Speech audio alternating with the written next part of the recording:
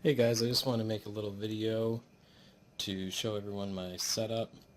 This is my Eachine Wizard X220. So I got this 3D printed GoPro mount off Banggood, and I just have it double-side taped on there right now. I wrap the ESCs in black electrical tape just to hold them down and protect them a little bit better. I've installed some foam on the bottom for landing. It has a RunCam Night Owl Plus installed right now, and that's pretty great. I have a 150 degree wide angle lens on it. The VTX has been replaced with the Eachine one that's switchable from 25 to 200 to 600 milliwatts, and it's using a Foxeer right hand polarized antenna. And instead of using that silly hole that they have it on, I have it coming out the back, and I find it holds up a lot better in crashes. On the back here, this is a Miko LED light bar, and I just have that wired up to right there. It's just a little spot. It says 12 volt on the power distribution board. So those are the wires, and then they just go right on there, and you can select whatever color or combine them. I combined the green and the blue. I replaced all of the hardware with this purple hardware, so those standoffs and the screws, and that's all from Banggood as well. And then I am running the receiver that came with my i6X, and I just have the antenna zip strapped on the back of that bar there, and heat shrinked the antennas to those zap straps to just kind of give them a little bit of strength to stand up.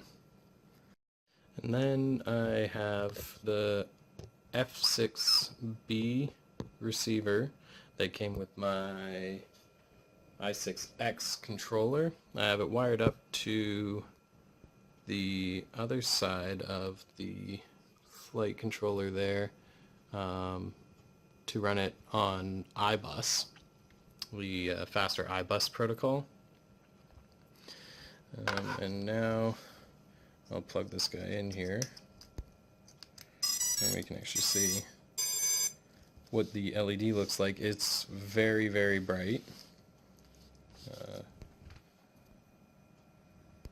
I'm not sure that the yeah, that looks pretty much like what it looks like in real life. It's very, very bright though. If you look right at it, it kind of stings your eyes. It looks awesome when it's actually flying though, and if you do fly line of sight, you can really see which direction you're facing. These are the props that I'm usually running, the Dalprop Cyclones, 5045s. I found the tri-blades. They really make a difference, really make it handle tight, and those and all the rest of the stuff, there's a link in the description. Now let's hop in to the computer here, and we'll look at the PIDS.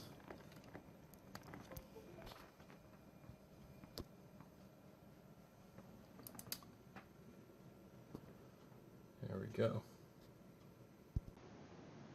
Okay, so here we are in beta flight. I'm just going to connect to the quad. So you can see I've changed my ports here to enable the iBus protocol that I'm using.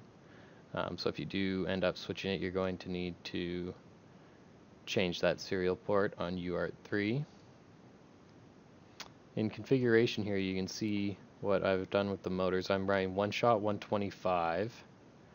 I've turned off motor stop and set the minimum throttle then to 1035.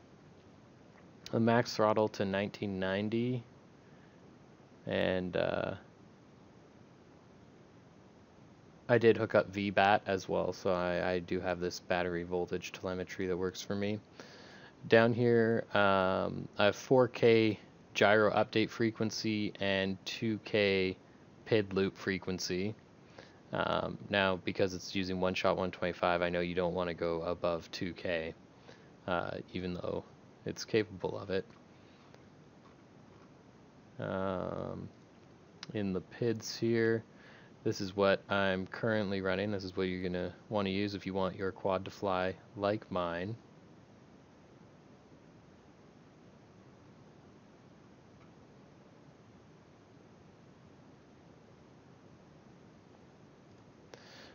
I do run air mode when I'm flying acro, and so that's something that you might want to add. That's going to make it so that you're going to still have full flip and yaw control even when you're at low throttle. You'll find that it will make a really big difference to the way that you can fly. And then down here in the motors, after you set your calibration, or rather, after you set your ESCs to that one shot 125 and you change that max throttle, you're going to need to recalibrate them. So I'm going to go over quickly how you can do that. So you're going to want to start with the battery unplugged in your quad and make sure that your props are off. And you're going to hit this, and you're going to turn the master all the way up. And then on the outside, you're going to plug in your quadcopter battery. Make sure that the props are not on, because if something goes wrong, you're going to have it on full throttle and it's going to take off. It's going to cause a lot of damage. So quickly just plug it in.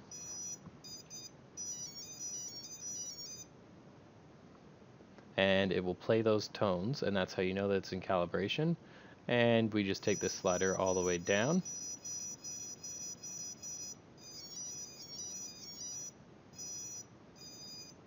And it plays those tones, and then you know that it has calibrated the ESCs.